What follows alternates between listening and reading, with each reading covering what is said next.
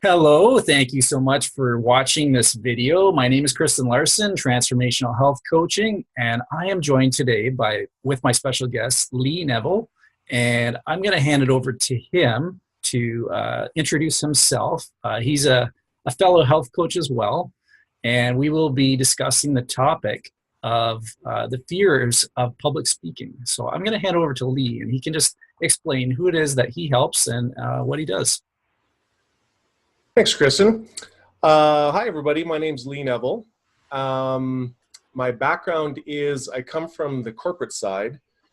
For about 20 years, I worked at a telecom in Canada. It was a great gig. Mostly in a leadership capacity.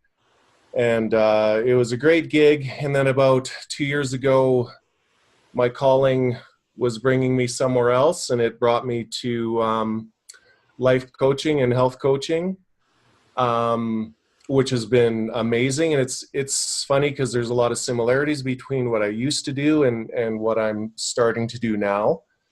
So yeah, it's been a really amazing, cool journey for sure. Thanks for having me, by the way. Yeah, no problem. I appreciate you sharing what you do as a health coach and who you serve. So I'm honoring that, and I appreciate that. And as you've been speaking about what you did previously in regards to speaking, that's one of the reasons that I would like to have you discuss some of the fears that maybe you encountered when you first started doing public speaking, speaking in front of large groups. And I'm sure that's something that a lot of people, including myself, can relate to as we're faced with those challenges. So if I may ask, what kind of fears came up for you when you first started public speaking in front of groups? Well, I did a really good job for many years to avoid it completely. And I'm thinking back to grade school now, Kristin, and doing a presentation in front of a class and feeling physically ill because of it. So it was never ever my intention to get into a role where I had to speak with others and even small groups like 6 or 10 or whatever, was absolutely terrifying to me. So that's the place I came from. And what happens is through your life and through your journey, you're asked to do many things. And when I became a leader, which is what I was striving for my whole career, it was incumbent on me. It was mandatory. It was just part of the lay of the land. So I got thrown into it. And I still didn't want to do it. And I still felt physically ill when I had to. But what I learned early on with some really good advice here and there is that it's just a skill. It's just like driving. When you learned to drive, Kristin, you were probably terrible at it, right? That's why you're on a dirt road or in an abandoned parking lot, because you're no good. Or learning to type or learning to ride your bike, it's literally just a skill. And once you can sort of overcome that and see that it's just like anything else that you practice, you can get better at it and you can feel more comfortable with it and even have some fun with it. So yeah, that's sort of where I was with public speaking, and it was a progression, like I said. And my first meetings with my team, and I might have had 20 people, could hardly talk, dry mouth, stumbling my words, no idea what I'm doing, couldn't wait for it to be over. And that went on for a little while. It went on for a little while. My nerves didn't get any better. And in fact, it got a little bit worse because the monkey brain starts doing its thing. And I got some really good advice from a leader at the time. And he's like, look, you've just got to practice. You just practice. And this is the piece that really stuck with me, you've got to get out of your own way. You have to check your ego at the door because you're making these meetings about you and they're not. And I was actually really taken aback. And I'm like, well, what do you mean? Like I'm the leader? And they're like, yeah, exactly. But it's not about you. It's about the team. It's about the message. So you've got to check the ego at the door. And I tell you, that's the best advice I ever got from anyone with regards to public speaking, is that you have to check yourself at the door. You have to leave the ego outside. The people are there to hear the message. They're not there for a comedy act. They're not there for a big band show. They're there to hear your message and hear what you think and how you feel about it and things like that. So once I allowed myself to do that, once I allowed myself to let go of that piece, it became much easier. And it was much more fluid, and I was calmer. So the messaging increased, and it got to the point where I really started to look forward to it. And that whole adoption. So when you're asked to do something that you've never done before, you're nervous because it's not part of your current identity, right? You don't do it all the time, so you don't really see it as part of yourself yet. There's a lot of excellent strategies there. So that's sort of that story in a nutshell.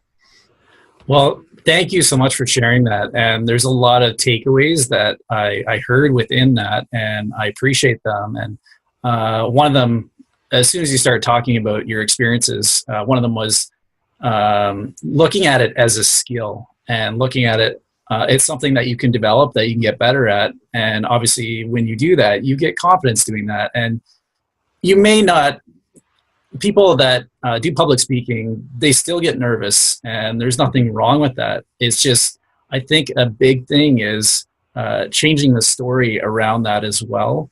And kind of, if I may, from my past experience as well, I started to create a story that telling myself that I wasn't good at public speaking. And if we shift our mindset to how you were mentioning about looking at it in a place that it is a skill that we can get better at, then you're kind of shifting the story that you're telling yourself. You're no longer telling yourself you're not good at it. You're trying to get better at it, and you're adapting in the way that suits you.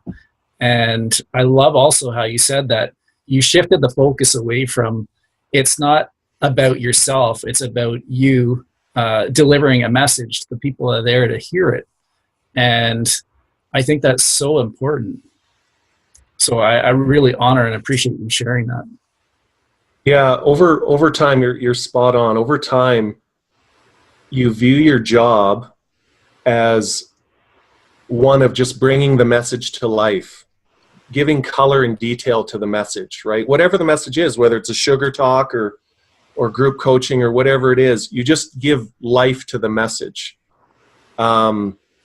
It's not about how well you are, or do you stammer, or does a light burn out, or can you project your voice. That's the mechanics. That's not the message. You're there for the message, right?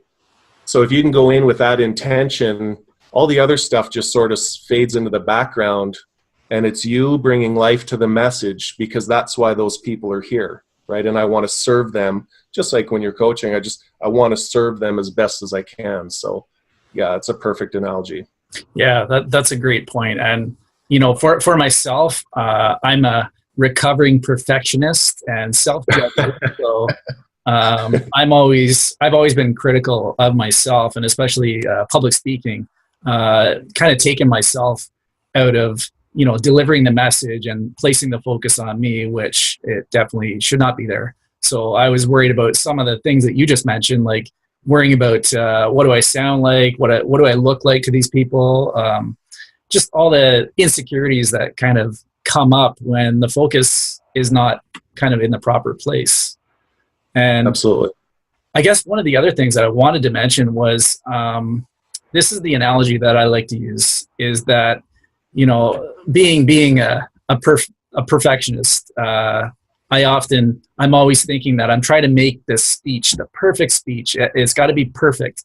And I've learned that just being authentic, being vulnerable, and being open, that's what it's all about, to be able to connect with people, because they're going to remember that more than you trying to deliver that perfect speech. Yep, 100%. There's a saying, or it's a meme, or I don't know what it is now, but comparison is the thief of your joy. So I'm not Tony Robbins, okay? It would be nice. I'm not Jerry Seinfeld. I'm not a professional at this. I'm not those people. But the person that I can be really well is me. And once I figured that out, that with me just being me, just allowing me to come out on stage. So I trip or I stammer or I say the wrong thing or I goof up the messaging is just part of it. It's just part of me. Advice that I give people all the time is, if you can tell jokes, then tell a joke. But don't, if you can't tell a joke, don't do it. It's not you. If you're animated, then be animated on stage. That's who you are. And if you can be yourself on stage, the rest is really pretty easy and you can have fun with it, right? And we all suffer from that. Do I choose perfection or do I choose progression, right? We all suffer from that. And that's just an angle on the comparison piece. And certainly I've made lots of mistakes and have had really poor meetings that went south and sideways and misunderstandings. But it's also a growth mindset, right? I have to remind myself that I'm not Tony Robbins. I don't get paid to do this full time. This is just me and a team. This is me and a message. And the next one will be better, right? That experience component is everything. And we want to be perfect out of the gate. And I've never been even good at something out of the gate. I've always had to work. I've always had to figure it out and learn those lessons. And public speaking is no different. And the reason I was so terrified of it is because I made it into something that it just wasn't. We public speak all the time, right? You give a toast at a wedding, you say grace at the table. It's all the same thing, right? You're just talking about magnitude now. That's all it is. So if it's you in the mirror, it's you in the mirror. You're public speaking now. If it's you and your kids, which are a tough audience, then you should do that and you should start there, right? Yeah, absolutely. Okay. Yeah. I appreciate you sharing that as well. And if we could, if we look back at, what you were learning along the way, and then we fast forward to, after you've kind of had your multitude of learnings along the way, what would be some insights in kind of the mind shift that you had to deliver some speeches that you're proud of and that you felt comfortable doing? Yeah, there's a lot. One of the biggest things, the high watermark for me, was that I got to speak in front of 800 other leaders in our industry about team engagement, about trying to get a team's belief and motivation and some trust. And I was terrified. I'd been public speaking for several years, and these are all people that I knew, but it's still terrifying. And I just had to revisit that lesson of let it go. It's not about you. Speak from the heart. Speak about what you know and what you think. That's why they're here. They don't want to read it in a book. They don't want to see it online. They want you to speak from the heart. So that's what I did.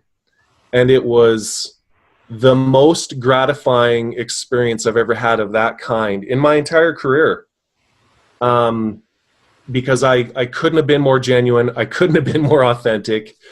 I couldn't have been more present in that moment with them. And that would be my biggest piece of advice, is just, when in doubt, speak from the heart. Don't try to make it up. Don't try to cover it up. Just speak from the heart. People really want to know what you believe in and what you stand for, and what do you think of the message, and where do you see the issues, and what's really hard to do. And that's what they want to know, and that's why you're there. You're there to give life to that message, to show them every aspect that you can. So that certainly, I've never lost that idea of just checking your ego at the door, because it's not about you, it's about the content of the message. Absolutely, if you can do that, that's great. I would like to touch on that point a bit. You've mentioned the ego, and I think that's such an important point, because obviously when the ego comes into play, it serves a role, and the role is to basically try and keep us safe. So when we're in an unfamiliar circumstance or situation, that's when we have that fear that comes up, and the ego is there to, to keep us safe in that moment. And some of the things that you mentioned that were kind of hidden things that you're saying, I think, are like, being your authentic self and trusting in yourself, speaking from your heart, and being vulnerable. All those different things. When you do that, you're kind of letting the ego step aside so that you can just be out there and speak in the way that you want to. Yeah, absolutely. Ego is one of those frenemies we all have, right? It can serve you really well if it's corralled a bit, and it can completely dominate and override everything that you want to do. And I'm sure there's lots of really good public speakers that don't have to check their ego at the door, that the ego is somehow tied to that messaging and their authenticity. And that's amazing. That's great if you can get there. But my point is, if it's a barrier for you, right? If you don't know where to start there. Start at checking your ego and making it about the team or about the people that have paid to come to your talk about sugar or whatever. That's why you're doing it. You're doing it for them. We get it reversed a lot, right? Well, if I do this talk really well, I'll look great. My boss is going to be impressed. My team's going to love me even more. Probably a promotion, right? I should do this for a living. I'm great. There's that. But there's also the whole content of the message that's why you're there. You're not there for any of the other stuff. You're just there for that. The other thing, too, is a lot of it, this is all easy to say, right? This is all really easy to just armchair quarterback this and be like, yeah, just check your ego and all these other things. And I'm asked quite frequently, well, how do you start? If I don't have the self-confidence and I can't wrap my head around this, like, how do I even get underway? And one of the things I've learned over time is that if you don't have self-confidence, you can replace it with something that you do have. Okay? So when I lack self-confidence, which is absolutely occasionally in all kinds of different situations, I replace it with courage. So I don't have the confidence, but I do have courage. And the courage is enough to get it started, to get it moving, to practice in front of the mirror, to practice with your kids and your wife and your husband. Just have the courage to start. It's funny because the courage will start to exit and get replaced with the self-confidence, right? And I find some emotions are transferable that way. You don't necessarily need self-confidence if you have enough courage to start, right? Or wisdom. Experience is another one, right? I'm not sure what to do. I've never done this situation before, but I have experience with this and it might apply, right? So we can transfer things that we already have just to get it underway. And that's what a lot of people, maybe it doesn't occur to them, or they're just so overcome with their perfection on what they want that they can't see the forest through the trees. But you just have to start, and you just have to work out the kinks as you go and abandon perfection and focus on progression, right? Yeah, that's great advice. And as you just said, it's all about taking that first step, and all it has to be is that small step, like you said, to take courage. And I think a question that you can ask yourself if you're unfamiliar with what you're just saying, unfamiliar with the situation or how to do it, is ask yourself, what would someone need to think or feel in order to take that step forward? So if you don't know, you can think of someone else that has done or taken that step. And then, like you said, you're replacing that and you're inserting yourself into having the courage to take that step. Yeah, exactly. And you're exactly right. And that's exactly where the idea of people want to know what you think and how you feel and what you believe, because they have those questions. So if you can answer those questions with, okay, guys, not going to lie to you, this is a tough message. We're really going to struggle with this piece, but the rest is easy. And here's some ideas on what we can do with this piece. It just lowers all the anxiety, and it lowers all the questions and the what ifs and change is hard and all these things that people have, because you're preempting it. You're like, I get it because I feel exactly like that. Or the first time I learned about sugar and the insulin roller coaster, I was like, we all have those reactions, so just share them. And that helps build, I mean, that's gold. That helps build rapport and trust and all kinds of things, right? So, yeah, absolutely. Whenever you can share, like, try to be vulnerable if you can. If you're that kind of person, just be open and vulnerable and just be like, yeah, I don't really get it either, some of it, but this is what I do understand, and these are my takeaways, or however that looks, right? Yeah, and from my own personal experience as well, I found that, you know, when I'm nervous, it takes me away from being my authentic self. I can't think clearly, and I'm placing the focus back on myself instead of the other people. And I think for myself, the easiest steps that I can take, there's two of them. The first one is to step back, and the second one is just breathe. So when you breathe, it calms you down and it helps you refocus. It grounds yourself. So for myself, those are the two steps that I can take, and then going into what you said of stepping into that person that you want to be, in order to be just speak from your heart. Yeah, I can't overstate how important breathing has been in my life. I suffer from panic attacks occasionally, and they're horrible, and I wish them on no one. And there's no real treatment other than breathing. Box breathing has probably saved my life.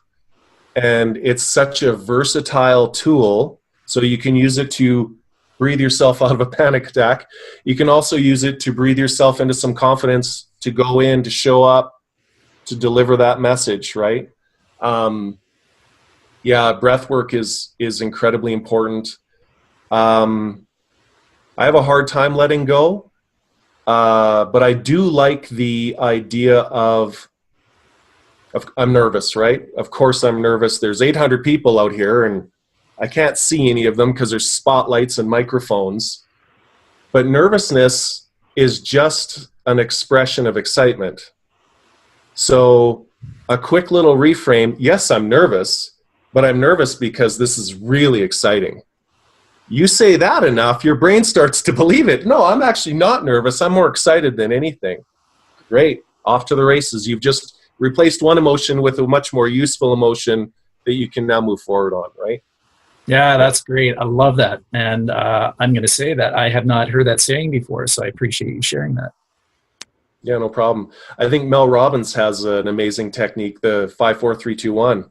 So if you're frozen with fear, or you don't know what to do next, or you're about to greet 1,000 people on stage, you simply count it down and tell your brain at 1, we're going to be ready to go. So 5, 4, 3, 2, 1, away you go. And it helps a lot of people. You know, we're coaches. It's all about the reframe. It's all about the reframe. Same situation, just look at it slightly different, and you will be successful in it, you know? Yeah, absolutely. I appreciate that. And I think also when you take the steps that you just mentioned with, you know, accepting that you're nervous, you know, you're no longer placing shame for feeling that emotion. And like you said, then you're replacing it with something that, you know, serves you better in that time, which obviously, you know, when someone's speaking, yeah, they might be a little nervous, but they're looking forward to the experience. They want to do the best they can. So I appreciate that. And I guess we could probably keep talking about this topic for a while. So I think we've covered a lot of great tips and insights. So I'm wondering if we can close with anything that you would like to express to other people that they can take away from what we've been talking about, or anything that you'd like to share. You just have to, with anything, whether it's public speaking or, you know, whatever it is, because there's a million things. You have to let go of the idea of being perfect, and you have to embrace the idea of this is one step of many steps that I'm going to take, right? I've learned way more from my failures than I ever have from my successes. People are quick to tell you when you failed and what you can do better next time. They never tell you how well it went or how great it was, but they are quick to tell you what you can do better. And as long as you can frame it in a constructive way, you know you're growing. You know the next time will be better. You know that you have that growth mindset and that you don't have to believe that you're a bad public speaker and that you'll never be a good public speaker.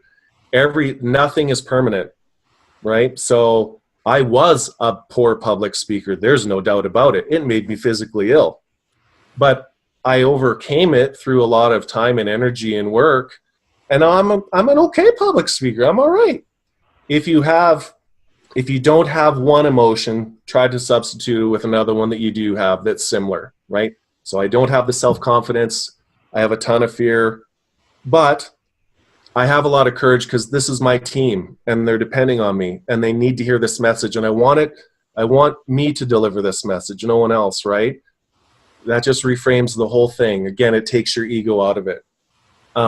It's not complicated. You just have to look at it in a way that you've never looked at it before, right? Other than being a huge barrier in your life, what has to be true, like you said, what has to be true for me to get across that barrier to be an okay public speaker? What kinds of things do I have to do, right? And nothing's off the table. Nothing's off the table. You bring your own brand of crazy to it, make it your own, people will love it. Yeah. You shared a lot of really great things there. And I think my key takeaway from that is shifting the focus from what you don't want and shifting it to what it is that you do want. Yeah. And once you know that, then you're going to take the steps necessary to start working towards that. Yeah, 100%. So Lee, I really appreciate you joining me today. And I would just like to ask, is there any place or on social media or any websites or anything that people can follow or connect with you at? I've just got my Facebook up and running. It's Best Life Personal Coaching and Training. And I'm on Instagram as well. And frankly, I've been a little bit too busy to get a website going, but I'm okay with that right now. It's totally fine. But you can find me there 24/7. Okay, so what I'll do, I will put links to those places that you just mentioned in the follow-up to the video here, so people can connect or reach you. Awesome, absolutely. So I just want to thank you so much again. I really appreciate your time and much gratitude for your insights and all the great things you just shared. Thank you, Kristin. Thanks for having me, and I'm looking forward to many more videos from you, young man. Okay, absolutely. Thank you so much. Have a great day. Take care.